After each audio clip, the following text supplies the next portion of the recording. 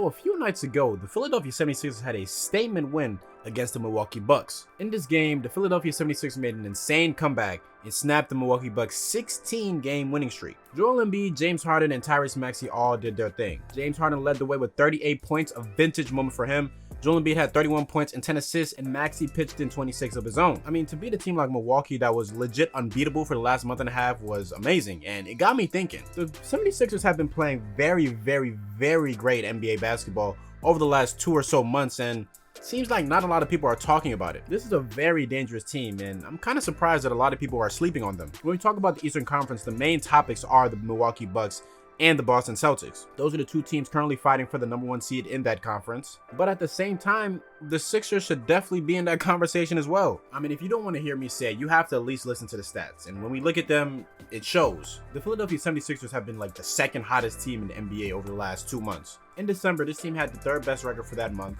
They averaged the 4th highest points in that month. They shot the 3 ball at the 3rd highest clip for that month. And this team had the 4th best defense for that month. And then what's crazy is that when we move to January, it gets even better. This team had the best record in the NBA for the month of January. They averaged 121.6 points per game, which was good for 3rd best for that month. They were shooting the ball extremely well. They shot nearly 50% from the floor and 39.6% from 3. Offensively, everything was basically perfect. And we get to the month of February and it was still very good Philadelphia 76ers basketball. They had the 8th best record for this month. Their offense was still great. They were still shooting the ball and passing the ball just as much. I mean, it's been very good basketball all over for the Sixers team. And that really got me thinking, man, when I look at the Sixers, they might be the biggest threat to come out of that Eastern Conference, and I truthfully believe so. I know you got the Bucks and I know you got the Celtics, but the Sixers can definitely keep up with those teams, and I feel like in today's video, I'm just going to explain why I believe so. So when looking at this Philadelphia 76ers team, you can say that this is the best team they've had in over 2.5 decades. This team has the right amount of star power. They have the right amount of talent that fits. They have the shooting, they have the defense, and I mean, there are a couple holes here and there, but I feel like they'll be able to get over them come playoff time. The star of the show is, of course, Joel Embiid. Joel Embiid is having a phenomenal, historic season, and not that many people are really talking about it because I feel like at this point, we're just numb to offensive stats because of how crazy the offense is in the NBA. I mean, we just have to look at what he's doing this season.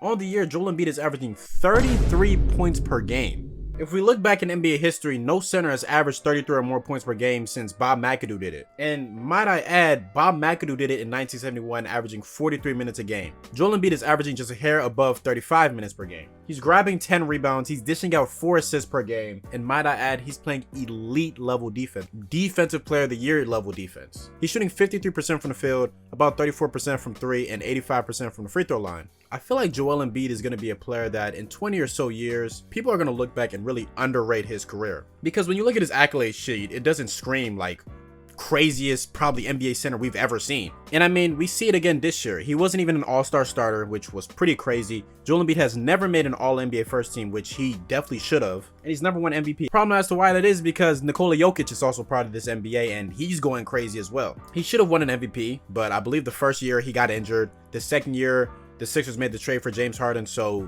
that kind of took it away from him. And this year, he's averaging 33, 10, and 4, but Nikola Jokic is averaging a triple-double, and he's shooting like 62 or 63% from the field. So it's unfortunate, but I mean, Joel Embiid has always been right there with Nikola Jokic, and everybody looks at Nikola Jokic, I would assume, as a top 5 to 7 center of all time as of right now. Now, of course, things will be different by the time he retires, but the fact that Nikola Jokic is so good is just pretty much hurting Joel Embiid's career. But just talking more about Joel Embiid, the biggest problem for him throughout his career has been injuries. It's the reason why he missed his first 2 years of his NBA career. And then when he finally played during his rookie year, he was on a minutes restriction and only played in about 30 games. Then he played 63 games and then 64 and then 51 games twice and then 68 and then now he's played 50. There's no doubt that Joel Embiid has incredible talent. It's just about staying on the floor and also being better in the playoffs because these injuries are costly. You know, they've done bad things to his body as we've seen in the past. In the 2019 series against the Toronto Raptors, he was young, but a lot of the reasons why he didn't play so good was his problem. He had a stomach bug that was caused by poor eating, which led him to play poorly. In last year's NBA playoffs, his injury luck struck again. Towards the end of that Toronto Raptors series, he was struck in the face by Pascal Siakam.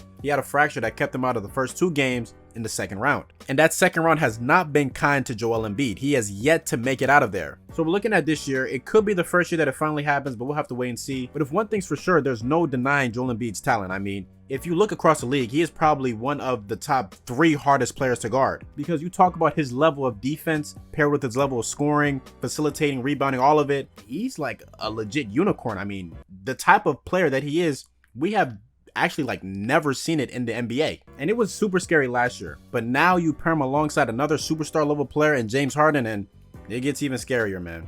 James Harden was traded to the Philadelphia 76ers in the middle of last season from the Brooklyn Nets after things didn't really work out there. And early on, things weren't pretty, but it was because James Harden was battling a hamstring injury. Now, we all know those hamstring injuries are dangerous, man, especially for a player his age with his amount of mileage. James Harden is having such an effective season, and I honestly believe he should have been an all-star this year. Through 47 games, James Harden is averaging 22.1 points per game. He's averaging 10.6 assists per game. He's grabbing 6.2 rebounds. He's shooting 45% from the field and 40.5% from 3 on about 7.5 attempts. We know what James Harden provides. He's been doing the same thing he has been over the last 10 or so years. But his play actually goes beyond that, because over the last 11 or so games, it's been looking like Houston Rockets James Harden has made a return. Since February 8th, James Harden is averaging 25.6 points per game. He's dishing out 9.6 assists, and he's shooting 46.6% from the field, and get this, 45% from 3 on nearly 8 attempts per game. If Harden continues to play this well leading into the playoffs, it's going to be extremely scary, and I just cannot see anybody stopping that duo. But I think James Harden is the X factor for the Sixers team. If the Sixers want to win a championship,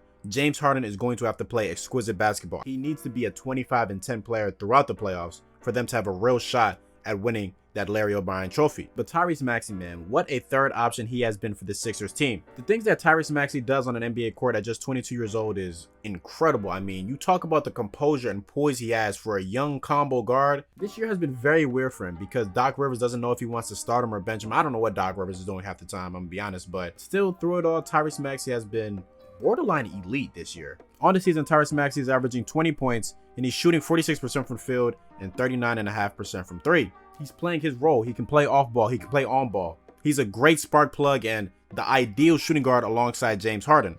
He's finally getting the minutes and opportunity that he honestly deserved for the entire season, and you can see it's paying dividends. And that's the big 3 for the Philadelphia 76ers, and what a big 3 that is, but it's much more than just those 3 players. You have Tobias Harris, who's been playing efficient basketball this year, and despite the fact that he isn't worth his contract, he's still a very good piece for the Sixers team. PJ Tucker was signed to bring some culture to this team, and I feel like it's worked so far. There's DeAnthony Melton, who they made a trade to get, and he's been great on both offense and defense, especially shooting the ball. Georges Niang has been a scorcher from 3, and I feel like he works well at the 4 and the 5 for the Sixers team in spurts. You got Jalen McDaniels, who they just traded for, who provides you with more length and defensive versatility. There's Shake Milton and B-Ball Paul, who in limited play have provided something for the Sixers team. And when you combine all of that, you got the team that you see today. This great, well-rounded team that has been playing amazing basketball as of late. But like I said earlier in the video, this team is not perfect. There's a worry for the backup center position. Since Joel Embiid has really taken off, the best backup on this team they've had, I think, is Andre Drummond, which that ain't saying much. Right now, I believe the biggest task for the 76ers has been trying to win the non-Joel Embiid minutes, and it's been a little tough. It's a reason as to why Joel Embiid is playing 35 minutes a game is because when you take him out the game and you replace him with a Montrezl Harrell, the result ain't good, obviously. And there's also question marks about Doc Rivers and his coaching, because I'm not gonna lie, there are a lot of instances where he makes a lot of boneheaded decisions. Now, Doc Rivers is of course a championship winning coach, but I feel like at this point you can't really use that excuse anymore. Doc Rivers has to be better if this team wants to win an NBA championship. This is a great NBA team, and I truthfully believe that they can make a deep run in this year's NBA playoffs. Are they better than the Milwaukee Bucks? Are they better than the Boston Celtics? I don't know if I can answer that question right now, but what I do know is that they can definitely keep up with those teams. I feel like if a couple things go their way here and there, if James Harden plays up to Houston Rockets level James Harden, this team will come out of the Eastern Conference.